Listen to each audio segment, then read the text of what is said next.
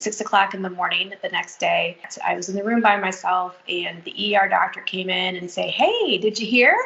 You had a heart attack." And I was just stunned and shocked and just disbelief because I have no family history. I was 38. Why? What do you mean I'm having a heart attack?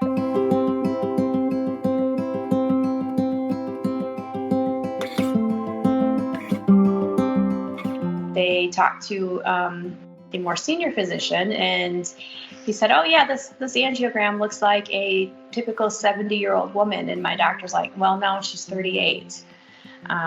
So it was just a very shocking and devastating diagnosis. When they did release me a week later, they just released me with a stress heart attack, which I knew was not really quite right. And it took 9 months to get a diagnosis of spontaneous coronary artery dissection, which simply means that spontaneously the interior layer of my arteries tear apart and it creates a tissue flap. And for me, that tissue flap has gone on to create 2 heart attacks.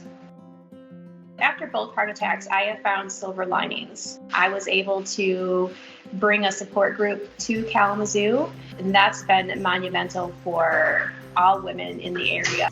Once we launched, literally the first day we had our meeting, we saved the life of another woman. We had my cardiologist at our first support group meeting, and she literally saved that woman's life and said, "You need to come in, you need a second opinion. I will be your doctor, just call me." And that weekend, 3 days later, she went into the hospital, and she came back a month later looking like a totally different person. To be a part of a support group is amazing because you are not alone. Instantly, you are not alone. And I think the younger you are with a heart condition or a heart attack, the more lonely you are because we lose friends and family. So a support group can help replace that. And it's what gets us through. Learn CPR. I ended up having to have CPR. Fortunately for me, I was in the hospital, in the cath lab. I was with trained professionals. Most people, when they require CPR, are not in a hospital. Learning CPR is very easy now, and that's the hands only.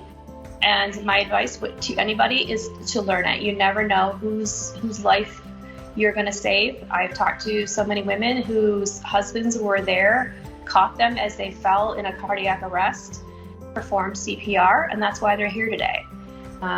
It could be the stranger in the mall or the grocery store. It could be anybody, and learning hands-only CPR is just a fundamental skill that everyone should know how to do.